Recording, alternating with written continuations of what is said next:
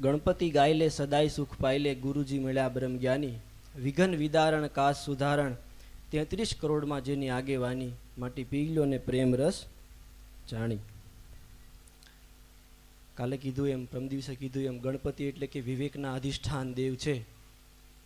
ગણપતિ એટલે વ્યક્તિ નહીં, પણ જે તે પણ કોઈ વસ્તુનો વિવેક છે, જીવન જીવવાની કળાનો જ્યાં વિવેક, જ્યાં જ્યાં વિવેક અડે છે એ બધું જ ગણપતિ સ્વરૂપ છે.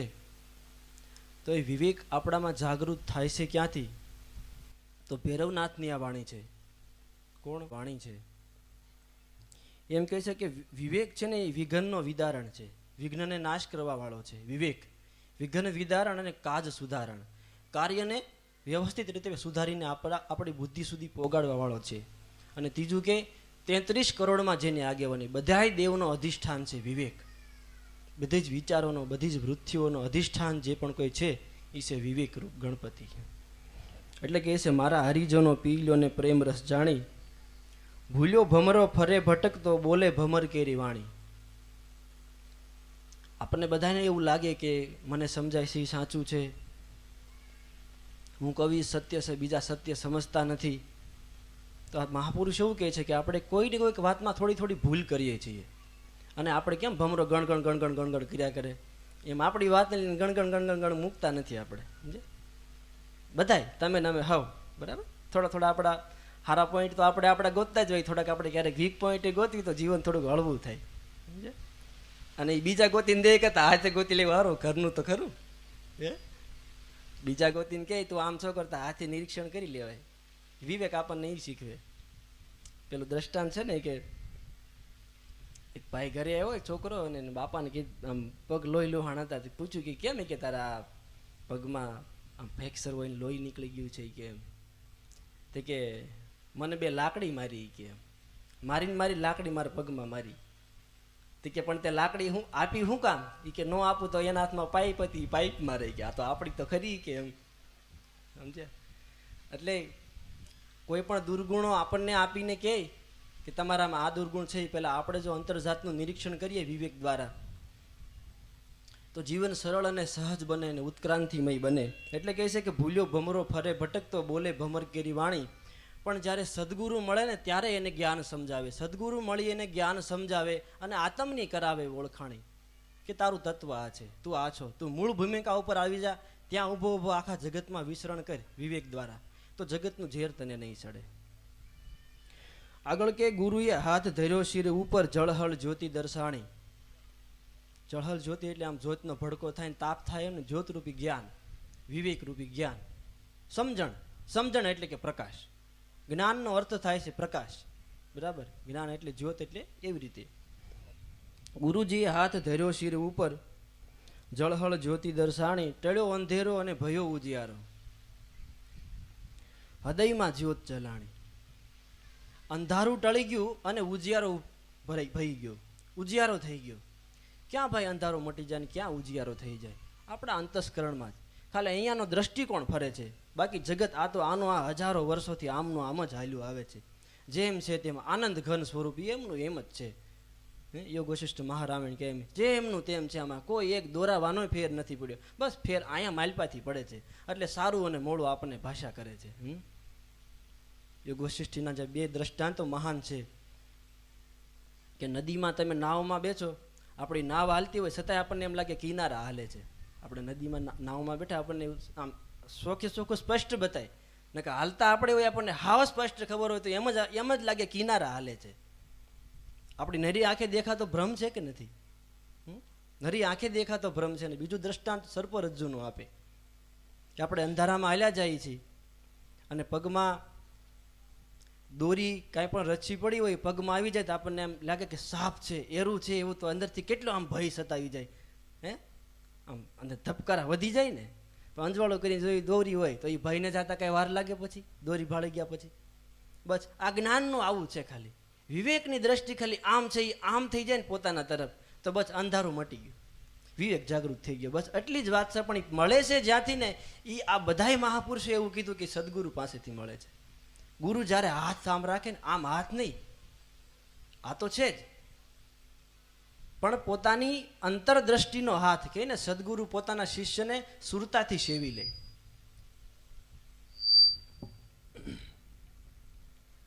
ચાર પ્રકારે સદગુરુ શિષ્યને સેવે. ચાર પ્રકારે. પહેલા તો સ્પર્શથી. અતિશય જેની બુદ્ધિ જડ છે, અથવા તો ગુરુનું લેવલ પણ એમાં બતાવ્યું છે કે જેનામાં શક્તિના જેવા કેવા કેવા સ્વરૂપો છે, એ શિષ્યને શક્તિપાત કરવા માટે થોડા ઘણા પણ સાત્વિક પરમાણુઓને આંદોલિત કરવા માટે એની ઉપર હાથ મૂકે. આજે પ્રશ્ન એ પણ પૂછાય, પેલા પ્રશ્ન કહી દો એટલે બધાનું કન્ફ્યુઝન મટી જાય કે બાપુ જમણા હાથે કેમ જમવાનું અને ગમે તે સંતોને જમણા અંગૂઠે કેમ અડવાનું, એક પેલો પ્રશ્ન છે. બીજો છે યાદશક્તિ ભણવામાં વધતી કેમ નથી, અને ત્રીજો છે વ્યક્તિના મૃત્યુ પાછળ પુણ્યદાન કરવામાં આવે તે મૃત્યુ પામેલા આત્માને પુણ્યદાન મળતું હશે, એવો પ્રશ્ન પૂછ્યો. 3 પ્રશ્નો છે. તો પહેલા હાથવાળી વાત અત્યારે કહી દઈએ, પછી આપણે લઈએ આગળ વાત. જેવા જેવા આપણા શરીરમાં ગુણો વિકસિત થયા હોય ને, એવી આજુબાજુમાં 3-3 ફૂટ સુધી આપણા ઓરા આમ રિફ્લેક્શનમાં જાતા આવતા હોય. આપણું વર્તુળ હોય, આપણું તમોગુણી હોય, સત્વગુણી હોય કે રજોગુણી વાળું હોય. જેવા માણસ સીડિયા તો માણસને એની પાસે જાય ને તમોગુણ વાળું હોય, તો આપણે શાંત સ્વભાવ ના હોય ને તો અંદરથી મળે ક્રોધ આવવાના, 2-3 ગાળ તો આપણે દઈ દેવી. ઓરા હોય, એના ઓરા હોય ને. પછી કોઈ પણ સાત્વિક વાતાવરણમાં જઈએ, આશ્રમમાં જઈએ તો આપણને બીજી કાંઈ ન ખબર પડે, કાંઈ નહીં, હાશ મજા આવી. એ શું હોય? એના ઓરા હોય, એનું વાતાવરણ હોય. પછી અતિશય આ સુરતમાં તો જાય તો રાતે લગભગ ઊંઘ બધાય મોડી કરે, કારણ કે રજોગુણનો પ્રભાવ એટલો બધો છે, એટલા બધા વિચારો સંક્રમણ છે કે શાંત થતા થતા એને 12-1 તો અમથા વાગી જાય છે. ભૂમિનો પ્રભાવ છે ને, એટલે જ્યાં રજોગુણ વાળું વાતાવરણ ત્યાં એના પરમાણુ ઓરા એવી રીતે કામ કરતા હોય. સંતોના હાથ બાળકો ઉપર મુકાવાનું કારણ એ છે, માથા ઉપર, કે એના માથામાં સમસ્ત મગજની શક્તિના પરમાણુઓ ઘૂમી રહેલા હોય. અને આપણે કહીએ ને કે રસોઈ કરે ત્યારે આમાંથી પરમાણુ બધા નીકળતા હોય, લોટ બાંધે ત્યારે એમાં સ્વાદ એનો ભળી જાય. મશીનમાં બંધાય એવી રોટલી, હાથે બનાવી એવી મશીનમાં સ્વાદ નથી આવતો, કારણ કે આમાંથી જીવંત ચેતના ભળે છે. તો આમાંથી સતત ઓરા નીકળતા હોય, બાળકના માથા ઉપર મૂકે એટલે થોડી ઘણી વિચારોમાં ઉત્ક્રાંતિ આવે. એટલે આપણે સંતો મહાપુરુષોના હાથે માથા ઉપર હાથ મુકાવીએ છીએ. બહુ વિષયમાં પ્રવેશ નહીં કરીએ, ગહનમાં થોડુંક તત્વજ્ઞાનમાં ઉતરવું છે, ઉપરનું થોડુંક સમજીએ પહેલા. એટલે એવી રીતે સાત્વિક વાતાવરણના ઓરા હોય છે, જેથી લઈને સંતોની પાસે જવાથી અથવા તો સાત્વિક માણસોની સંગમાં રહેવાથી આપણી ચિત્તની એકાગ્રતા વધવા લાગે છે. શું કામ? ગીતાના મત પ્રમાણે વ્યવસાય આત્મિકા બુદ્ધિર એકેહ કુરુ નંદન બહુ શાખા હૈનંતાચ બુદ્ધિયો અવ્યવસાયી નામ, ગીતાજીનો શ્લોક છે. વ્યવસાય એટલે કે વ્યવસ્થિત, આત્મિકા એટલે કે બુદ્ધિ. વ્યવસ્થિત આત્મિકા બુદ્ધિર એકેહ કુરુનંદન, એકમાં જ જેની પ્રતિષ્ઠિત થાય છે, જેનું સમસ્ત કામ વ્યવસ્થિત છે, એની બુદ્ધિ જ એકમાં પ્રતિષ્ઠિત થાય છે. બહુ શાખા એટલે કે અનંત શાખાઓમાં વિખાયેલું. બહુ શાખા હૈનંતાચ બુદ્ધયો અવ્યવસાયીના, જેનું ચિત્ત અનેક શાખાઓમાં આ કરી લઉં તે કરી લઉં, એક કામ પૂરું કરવાનો પ્રયાસ ન કરે, બધે બાકસ્યા ભરે. એટલે બુદ્ધિ કેવી થઈ જાય? વિક્ષિપ્ત થઈ જાય. એટલે કોઈ કામમાં સફળતા ન મળે. આપણે કહીએ ને કે ભાઈ પાણી જોતું હોય કૂવો ગાળીને, તો એક કૂવાને 100 ફૂટ ગાળી લો તો પાણી થઈ જાય. પસા ગાડા 5-5 ફૂટના ગાળી, 100 ગાડા 5-5 ફૂટના, તો પાણી ન મળે, પરસેવો વળે. પાણી ન મળે, એમાં પરસેવો વળે. એટલે કે એક લક્ષ્યવાળી બુદ્ધિ બનવી જોઈએ. એટલે ગુરુજી કે સંતોના પાસે જવાથી સાત્વિક એના ઓરા અને પરમાણુ લેવામાં આવતા આપણો સનાતન ધર્મનો એક માર્ગ છે. એટલે કે પેલો શક્તિપાત ગુરુ સ્પર્શથી કરે, સ્પર્શથી. બીજો શક્તિપાત ગુરુ મંત્રથી કરે. પોતે જે નામનું જતન કરતા હોય, જે નામનું એને એના ગુરુ પાસેથી મળ્યું હોય, અને એના ગુરુ એમ પરંપરાઓથી નામ શુદ્ધ થતું તાકાતવાળું બનતું આવ્યું હોય, એને પણ એ નામની સાથે સુરતા જોડીને પોતાના અંતસ્કરણની શુદ્ધિ કરી હોય, એ નામ જ્યારે શિષ્યને આપે ત્યારે એનામાં શક્તિપાત એટલે આમ તાકાતનો ભડકો થઈ જાય એમ નહીં, આપણામાં સાત્વિક સંક્રાંતિઓ ધીમે ધીમે વધવા લાગે. શક્તિપાતનો અર્થ એ છે કે પછી આપણે સત્વગુણ વગર રહી ન શકીએ. હા, કેમ વ્યસન થઈ જાય, માવા કે બીડી વગર પછી રહી ન શકીએ, એમ સત્વગુણનું વ્યસન થઈ જાય કે પછી આપણે સંતોના દર્શન કર્યા વગર રહી ન શકીએ, એની વાત સાંભળ્યા વગર રહી ન શકીએ. એવા આપણના સાત્વિક જે પરમાણુઓ છે એ એક્ટિવેટ કરી દે. કેવી રીતે? મંત્રથી. બીજો શક્તિપાત. અને ત્રીજો છે દ્રષ્ટિથી. લગભગ જોયું હોય તો જે બુદ્ધ પુરુષો હોય લગભગ આપણી સામે આમ ચાર આંખ ભેગી કરીને દ્રષ્ટિ ન આપે, આપણને ઓછી દ્રષ્ટિ આપે બને ત્યાં સુધી. શું કામ? શક્તિ ખર્ચાય છે સીધી કનેક્ટિવિટીમાં. કારણ કે એ તો એકાગ્ર હોય, આપણે તો વિખાઈ ગયેલા હોય, પણ એનું એકાગ્ર હોય, સીધું ફોકસ કરે એકાબીજાનું, તમારું અમારામાં, અમારું તમારામાં એમ. કારણ કે ચેતના છે એ હળંગ છે. આમ ઊંચા નીચો પારો હોય, આમ બે એક થાય એટલે બંને લેવલમાં આવવાનો પ્રયાસ કરે. જેવી રીતે કેમ પાણીને આપણે ડખોળી નાખવી, પણ એનો પ્રયાસ શું હોય? ડખોળેલું જે આપણે શક્તિ બંધ કરીએ એટલે ધીમે ધીમે કરતાં બે વસ્તુને સરખી કરવા મળે. એમ ચેતનાનું સ્તર એવું છે. એટલે મહાપુરુષો દ્રષ્ટિ ન આપે ને દ્રષ્ટિમાં તાકાત હોય. પણ તાકાત ક્યારે હોય? ભજન કરીને દ્રષ્ટિમાં પોતે સંયમિત કરી હોય તો. જ્યાં ત્યાં સકળ વકળ ડોળા થતા હોય તો નહીં, બરાબર, તો ખર્ચાઈ ગઈ હોય.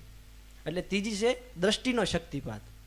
અને ચોથો છે સુરતાનો દ્રષ્ટિપાત, કે જ્યારે શિષ્ય સદગુરુમાં ભાવનાઓથી, સ્વભાવથી, વિચારોથી, પોતાના કર્મથી, આ બધી જ વસ્તુઓથી જ્યારે એકરૂપતા કે તદ્રુપતા સધાઈ જાય ને, ત્યારે સદગુરુનું અંતર ભલે હજારો કિલોમીટરનું હોય, પણ સુરતાથી પોતાના શિષ્યની સાથે સતતનો કોન્ટેક્ટ હોય, સતતની એની નજર હોય. જેમ કે રામકૃષ્ણ પરમહંસ દેવ થઈ ગયા પછી વિવેકાનંદ જ્યારે અમેરિકામાં ગયા સનાતન ધર્મના પ્રચાર કરવા માટે, તો એવું કહેવાય છે કે એ સમયે સનાતન ધર્મનો ખૂબ પ્રચાર કર્યો, તો ત્યાંના બીજા ધર્મ સંપ્રદાયવાળાઓને એવું થયું કે આપણે આખી સમસ્ત પ્રજાઓને ધર્માંતરણ કરાવી દેશે, તો મારી નાખવા માટે કાવતરું કર્યું અને કટોરામાં ઝેર નાખીને પીવા માટે આપ્યું. તો ત્યાં એને કટોરામાં રામકૃષ્ણ પરમહંસ બતાણા કે બેટા પીતો નહીં, તારે પીવા લાયક નથી. ચમત્કાર નથી, એ સમયે ચેતના કોન્ટેક આપી દે. એ શું છે? સદગુરુ પોતાના શિષ્યની સાથે સતત સુરતાથી સેવતા રહે શિષ્યને. પણ સદગુરુનો કોન્ટેક્ટ શિષ્ય સાથે થાય ક્યારે? તો આપણે જમાવી દેવું છે ભાઈ, નથી જમાવી દેવું હે. પણ થાય ક્યારે? કે ગુરુ ધારણ કર્યા પછી, સદગુરુ પાસેથી નામ લીધા પછી, સદગુરુ પાસેથી જે પણ કોઈ શીખ મેળવ્યા પછી શિષ્ય હરેક કર્મમાં પોતાના ગુરુની હાજરીનો અનુભવ કરે. વ્યક્તિ હારે ન હોય, બીજા કોઈ નથી ભાળતું તો કાંઈ નહીં, પણ આમાં મને જે બેઠેલો મારો સદગુરુ છે ને, હવે એ ભાળે છે. એની એક સેકન્ડ વારે જેનાથી આઘો નથી. નકર આપણે શું હોય, ગુરુને ભાળતા કામ કરીએ, ગુરુ વાહ ફેરવે એટલે આપણે હાશ કરીને બેહવી. હા, અમે એવું બહુ જોયું હોય, સમજ્યા? એ શું છે? આપણે આપણા ગુરુ સાથે અંતર પાડીએ છીએ, તાદાત્મ્ય તોડીએ છીએ. ભાળતા કામ કરીએ તો એમ કે સેલો બહુ કામ કરે, બહુ ડાયો છે. નુકસાન ગુરુને નથી, એને કામ સાથે મતલબ નથી, એને તમારી ચેતના સાથે સંબંધ છે. એ ન શરીરથી હાજર ન હોય તોય એણે જે તમને વિચારો આપ્યા છે એ વિચારમાં જીવતા રહ્યો. એણે જે તમને નિયમો આપ્યા છે ને, તમે જગતના કોઈ પણ ખૂણામાં જાય એ નિયમમાં ઊભા રહ્યો, નિયમ જ તમને તારશે. એણે આપેલો નિયમ ભલે અવડો એવો હોય કે ભલે અવડો મોટો હોય, એ તમારા માટે તમારું રામ રસાયણ છે. આપણે બધું જાણીએ છીએ, જાણતા જોઈએ તો આપણે બધું ન કરી લઈએ. એણે આપેલી ભલે આટલી એવી સાવી હોય, એટલી એવી સાવીની સંભાળ રાખવીને એ આપણો ધર્મ છે, શિષ્યનો. આપણો એટલે શિષ્યનો, ગુરુ શિષ્યના સંબંધમાં. તો એણે આપેલા વિચારને શીતમાં જીવતો રાખીએ, સતત એની સાથે વળગી રહીએ. મારા ગુરુ બિલકુલ પણ મારથી એક દોરાવાય શેટા નથી, એવી ભાવના સતત કનેક્ટમાં રાખીએ શીતમાં, ત્યારે સદગુરુએ મોકલેલા સંદેશો આપણી પાસે પોગે. નકર સંતો મહાપુરુષો સંદેશા ઘણાય મોકલે, પણ આમાં પગ ઠારીને બેઠા હોય ને ભટકાઈને પાછા ફરે, ત્યાં જઈને ગુરુને વાગે કે નહીં સાંભળે. આ સમજે? એટલે આ 4 પ્રકારની દીક્ષા છે, અને 3 પ્રકારના શિષ્ય ને 3 પ્રકારના ગુરુ છે. એક તો કે ગરુ આપણે આડા દેવાના કર્યા હોય, સમજે? કેમ કે લગ્ન કરવા હોય તો પેલા ગુરુ કરી લેવાય, કે નુગરા કહેવાય. એ લગ્ન કરવા હાટું આડા દેવા હાટું કર્યા હોય, એની પાસેથી કઈ જોતું ન હોય. આ તો મેણું ટળી જાય ને કે આપણે ગુરુ છે, ગરુ છે એમ. બીજા હોય છે ગુરુ, કે થોડી ઘણા આપણે ભૌતિક લાભ જોતા હોય કે થોડા ઘણા આશીર્વાદ જોતા હોય તો ગુરુ પાસે જઈ એટલે ગુરુ આશીર્વાદ આપે. ને ગુરુને થોડુંક શેલા પાસેથી એવું હોય કે શેલો 2-5 રૂપિયા મૂકે તો મારો ગુજરાન હાલે, બરાબર? શિષ્યમાં 3 પ્રકાર છે: શેલો, સેવક અને શિષ્ય. એટલે ગુરુને જેની આવી આશા હોય એને ગુરુ કહેવાય. ત્રીજો છે સદગુરુ.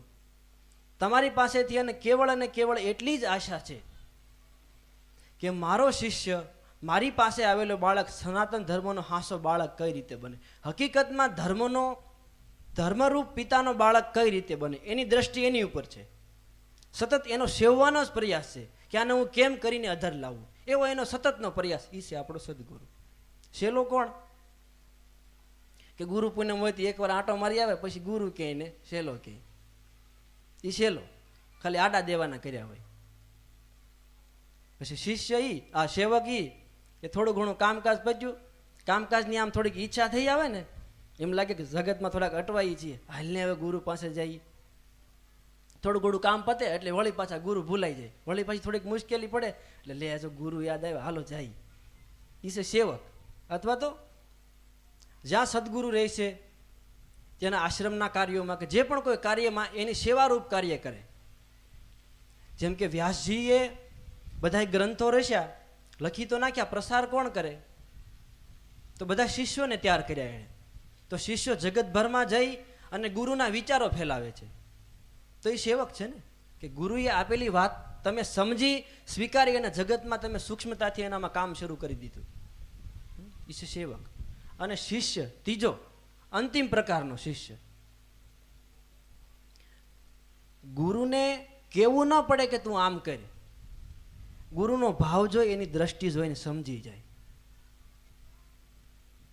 ગુરુનો ભાવ જોઈ એની દ્રષ્ટિ જોઈ એના વિચારો જોઈને સમજી જાય કે હવે મારે આ કરવાનું છે. ઘણા આવીને એમ કે બાપુ તમારે કઈ જરૂર હોય તો કહેજો.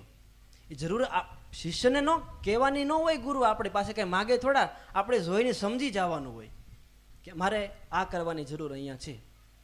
એટલે કે તન મન ધન કુરબાની, હમણાં કીધું ને, તનથી મનથી અને ધનથી સમર્પિત થઈ જવું સદગુરુને. એ છે શિષ્યનું કર્તવ્ય.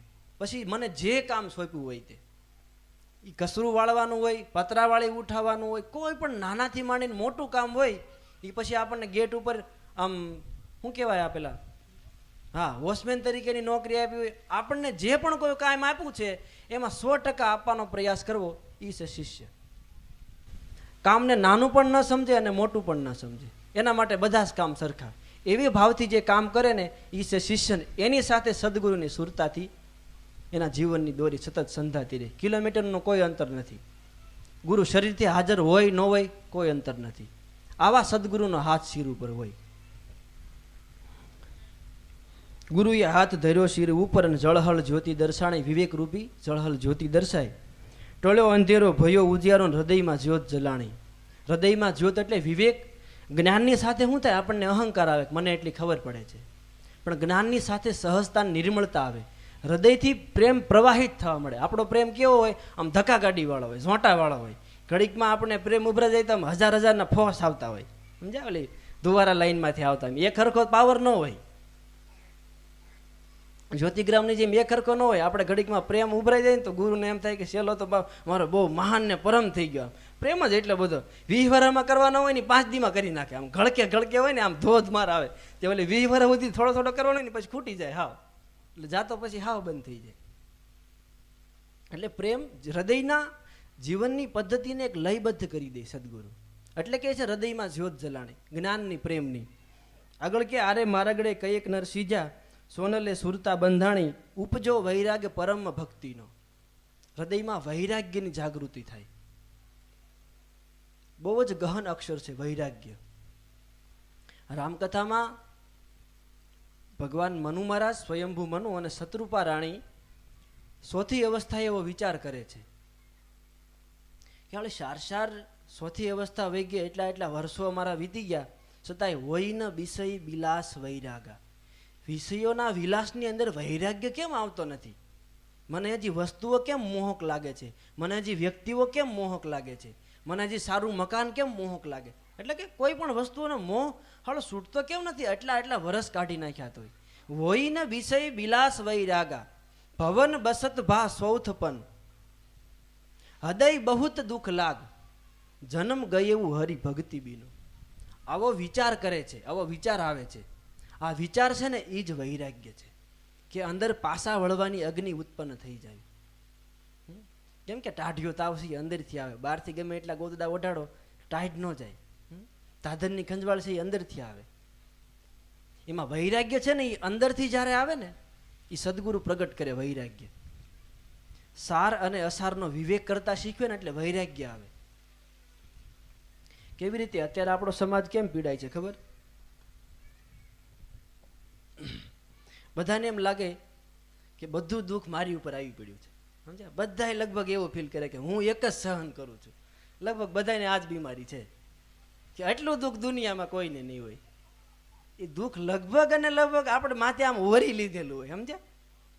બધું દુઃખ હોરી લીધેલું હોય. હવે દુઃખ આવે ક્યાંથી? દાખલા તરીકે તમારો જન્મ થયો, તમે એક વ્યક્તિ તરીકે જગતમાં બહાર આવ્યા. વ્યક્તિ તરીકે આપણે બહાર પડ્યા જગતમાં, એટલે પેલા બે સંબંધીઓ તમને મળ્યા. કોણ? માતા અને પિતા. અને આ વ્યક્તિ બે વ્યક્તિ સાથેના સંબંધમાં જોડાણો, જન્મો ત્યાંથી, બરાબર? અંદર હતા તો એ જ કઈ હતું જ નહીં, કોઈ સંબંધી નહોતા. એક જ સંબંધી હતો, પોતે પોતાની સ્વયંનો સાક્ષી, એટલે કે ઈશ્વર રૂપ. જગતમાં આવ્યો અને બે વ્યક્તિના ફોર્મમાં બંધાણો. થોડો મોટો થયો, થોડાક મિત્રો, બાળપણના મિત્રો મળ્યા, એટલે થોડાક બે ત્રણ ફોર્મ બીજા ખુલ્યા. થોડોક જુવાન થયો કે દીકરી જુવાન થઈ, એટલે કાં તો સ્ત્રી છે એ પુરુષમાં, પુરુષ છે એ સ્ત્રીમાં, એવી રીતે થોડું આકર્ષણ શરૂ થયું, એટલે બે ત્રણ ફોર્મ બીજા ખુલ્યા સીતમાં. જુઓ, હતો એકલો ત્યારે કાંઈ વાંધો જ નહોતો. દુઃખની શરૂઆત ક્યાંથી થાય છે? પેલી સાકી છે ને, એક નિરંજન દો સુખી, તીન મેં ખટપટ અને ચાર દુઃખી. એક હોય તો નિરંજન હોય તો કાંઈ વાંધો ન હોય, અને બે હોય તો થોડાક સુખી હોય. થોડી ઘણી હકદખની વાતો કરીએ કે થોડા ઘણા એકબીજાના ક્રોધ હોય તો આની ઉપર ઠાલ્યો ને આની ઉપર, બટ આમ લેવલ આવી જાય શીતનું, એમ સમજે? એટલે કે દો સુખી, તીનમાં ખટપટ. ત્રણ હોય એટલે થોડી ઘણી ખટપટ થાય. આમ કહેતો હતો ને આમ કહેતો હતો ને આમ છે ને તેમ છે ને, થોડી ખટપટ શરૂ થાય.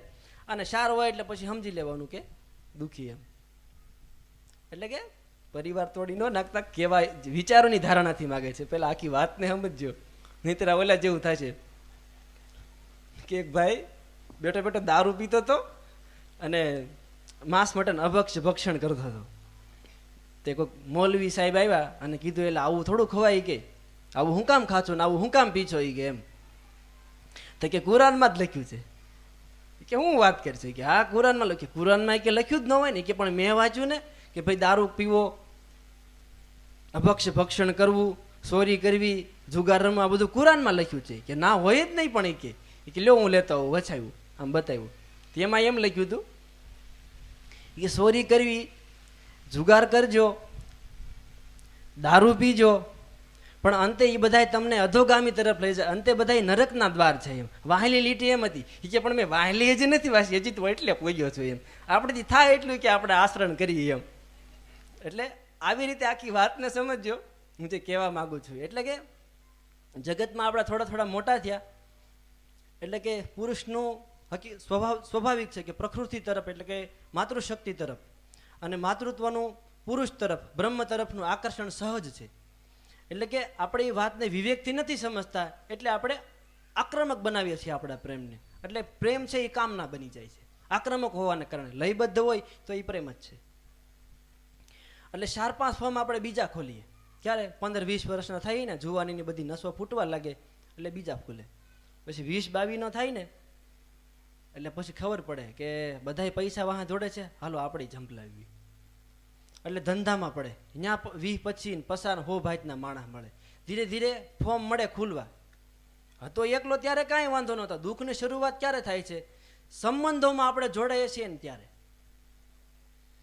આપણે આપણા વ્યક્તિત્વને સંબંધની સાથે જ્યારે જોડીએ છીએ ત્યારે દુઃખની શરૂઆત થાય. તો હું જગતમાં આપણે કોઈ સંબંધ ન રાખવો? જગતમાં આવ્યાથી તો સંબંધ છે, આખું વ્યાપક સ્વરૂપ છે, તો સંબંધ તો રાખવાનો જ છે. હે તો વાત શું છે કે સંબંધોની સાથે આપણી જે આસક્તિ છે ને, એ આપણને દુઃખ આપે છે. સંબંધો દુઃખ નથી આપતા. કેવી આસક્તિ હોય કે ભાઈ એક સ્ત્રી, એક પત્ની અને એક પુરુષ છે, પતિ છે. તો પત્ની એવું વિચારે કે મારો પતિ આવો હોવો જોઈએ, મારો પતિ હું કહું એમ કરવો જોઈએ, બરાબર? અને સામેથી પુરુષે એવું જ વિચારે કે મારી પત્ની આવી રીતે હોવી જોઈએ, મારા માતા પિતાની સેવા કરવી જોઈએ, હું જેમ કહું એમ કરવી જોઈએ, બરાબર? પણ એ પ્રેમ ક્યાં કર્યો હોય ખબર આપણે? દાખલા તરીકે હું કોઈને પ્રેમ કરું છું, કોઈ વ્યક્તિને પ્રેમ કરું છું, હાલ હું આને પ્રેમ કરું છું, એટલે કે હું એવું અહીં વિચારું શીતમાં કે આ વ્યક્તિ મારા હાથ નીચે રહેવી જોઈએ, આ વ્યક્તિ મારું કામ કરવી જોઈએ, હું જ્યારે જે માગું ત્યારે આપવી જોઈએ, હું જ્યારે કહું ત્યારે જે સમયે કહું ને ત્યારે રસોઈ બનાવી દેવી જોઈએ, જેમ કહું એનું પોતાનું કામ પડતું મૂકીને કરવી જોઈએ. બરાબર? હું કોને પ્રેમ કરતો હોય? આને નહીં. મેં મારા બધા વિચારો જે ભેગા કર્યા હોય ને શીતમાં, એ આને હું પ્રેમ કરતો હોય. સમજાય છે વાત? પ્રેમ અહીંયા પોગતો નથી હોતો. એ પ્રેમ ક્યાં અહીંયા પોગતો હોય. પછી એવી જ રીતે અહીંથી રિફ્લેક્શન અહીંયા સુધીનું હોય. એને એમ હોય કે મારો પતિ છે ને હું જેમ કહું ને એમ જ કરે છે. મારા હગાવાલા આવે ને ત્યારે એની બહુ રાખે છે, મારા ભાઈ ભોળો આવે ને ત્યારે સારી રીતે ધ્યાન રાખે છે, માણસોમાં મારી ઇજ્જત કરે, હું જે માગું એ મને વસ્તુ લઈ દે. હવે તે અહીંયા પ્રેમ કરે છે, હકીકતમાં અહીંયા પ્રેમ પોગતો નથી. શું કરીએ છીએ? સંબંધોમાં આપણે આસક્તિને ઊભી આડી રાખીએ છીએ, સંબંધોમાં આસક્તિને આડી રાખીએ છીએ. આને હકીકતમાં આને જાણ્યો હોત ને આને હકીકતમાં આને જાણ્યો હોત અને આ વસ્તુને સાઈડમાં રાખ્યું હોત તો કંઈ દુઃખ નહોતું. સમજાય વાત? હવે આવા સંબંધો આપણે એક વસ્તુ સાથે જોડ્યા છે. દુઃખની શરૂઆત અહીંયાથી છે. એટલા માટે બધાની વચ્ચે રહી અને પોતાના હોવાપણાનો જે ભાવ છે, પોતાના સ્વામિત્વનો ભાવ છે કે બધા આમ કરવા જોઈએ, આવી રીતે કરવા જોઈએ, મારી જ વાત માનવા જોઈએ. શું કરીએ છીએ? દાખલા તરીકે હું એમ કહું કે મહેન્દ્રભાઈ આમ કરવા જોઈએ, મારા શીતમાં હું વિચારું, એણે એવો વિચાર કર્યો ન હોય કે મારા બાપુ કે એમ કરવું છે, એ બધું મેં વિચારી રાખ્યું હોય અને પછી મને ખબર પડે કે હું કહું એમ કરતા નથી એટલે મને દુઃખ થાય. પણ હવે એણે કીધું નહોતું, મેં તો આમને બનાવી રાખ્યું હતું. એ આપણે અહીંયા બનાવી રાખ્યું હોય, સામેથી આપણને એવું કંઈ રિસ્પોન્સ મળ્યો જ ન હોય. એવી હરેક વ્યક્તિની આ પીડા છે. અને પછી આપણે કહીએ છીએ કે હું દુઃખી છું, બધું હું સહન કરું છું. પણ સહન કરવું જ પડે ને, તે જ હાથે ઊભું કર્યું છે. ન કરવું પડે સહન. બધા સ્વતંત્રતા જોતી હોય તો સ્વતંત્રતા આપો. સ્વતંત્રતા જોતી છે તમારે તો કે માગવાથી થોડી મળે. સ્વતંત્ર એને કરી દો. તમારા વિચારોના થ્રુ તમે એને માપો છો ને, એ વિચારને સાઈડમાં મૂકી દો કે હું કહું એમ કરવી જોઈએ કે હું કહું એમ કરવો જોઈએ, મારી જ વાત સાચી, ઈવડી વાતને સાઈડમાં કાઢી નાખો ને, સ્વતંત્રતા આપી દો. હા ભાઈ જા, જેમ તમને સારું લાગે એમ કરો, તો બેયમાં પરિવર્તન આવે ને. આપણો સમાજ દુઃખી અહીંયા છે, આપણે મનથી દુઃખ છે અહીંયા મનમાં છે. આ તો બધું જેમ છે તેમ પહેલાં મેં કીધું એમ અહીંયા કાંઈ દુઃખ જ નથી. દુઃખ બધું અહીંયા છે ને બધી પીડા. સમજાય છે? આપણા વ્યક્તિત્વની સાથે આપણે સંબંધો જોડીએ છીએ અને સંબંધોમાં આપણી વિચારધારાનું આરોપણ કરીએ છીએ. એની ઉપર આપણા મગજની ખાળ એની ઉપર વઢાડીએ અને પછી કહીએ કે આમ કરવું જોઈએ. હવે તમે વિચાર કરવા માટે સ્વતંત્ર છો તો સામેવાળો વિચાર કરવા માટે સ્વતંત્ર નથી. અહીંયા હરેક વ્યક્તિ સ્વતંત્ર છે, તો સ્વતંત્રતા જોતી હોય તો એને સ્વતંત્ર કરી દો, એટલે તમે સ્વયં જ એની આસક્તિમાંથી હાથે હાથે સ્વતંત્ર થઈ જશો. આ આપણને ધર્મ શીખવે છે. આવડો વિવેક આપણે પ્રાપ્ત કરવાનો. સંબંધોની સાથે આસક્તિ જોડીએ છીએ અને આસક્તિમાં આપણા અહંકારને ભેગો રાખીએ છીએ. દુઃખની શરૂઆત અહીંયાથી થાય, અહીંયાથી સંસાર ઘડાય છે. બાકી આ કાંઈ સંસાર નથી, આ બધું ઈશ્વર જ છે. સદગુરુ આપણામાં આવડ્યા વિવેક દ્રષ્ટિ જાગૃત કરે છે કે તમે જે પરિવારમાં છો ને, જેટલા તમને સગાવાલા મળ્યા છે, ભાઈ ભાડું મળ્યા છે, બધાને જેવા છે તેવા સ્વીકારો. એને સુધારવાનો પ્રયાસ નહીં કરો. સુધારવાનું છે એ અહીંયા સુધારવાનું છે. હરેક વ્યક્તિ પોતાને સુધરશે ને તો આખું જગત અત્યારે આની આ મિનિટે સુધરી જાય. આપણે નથી કહેતા દેશી ભાષામાં આપણું ઘર વાળી નાખો ને આપણા ઘરના આંગણાની મોરની જગ્યા વાળી નાખો બધાય, એટલે આખો દેશ સાફ થઈ જાય. એના માટે સ્વચ્છતાના આંદોલનો ન ચલાવવા પડે ને. પણ આપણે શું હોય કે આપણા ઘરનો કચરો ઓલે મોર નાખવો હોય કે આપણું તો એટલું ચોખ્ખું થઈ ગયું ને. આ પીડા બધેથી છે ને. એટલે આ વિવેક જાગૃત થાય છે આપણામાં. સાધુની વાણી સદાય મુખ જાણી, બાવા બોલે વૈખરી વાણી, કહે ભૈરવનાથ ખુલી ગયા તાળા, હવે અરસ પરસ ઓળખાણી. એક ભજન ગાય અને પછી તત્વજ્ઞાનમાં આપણે થોડો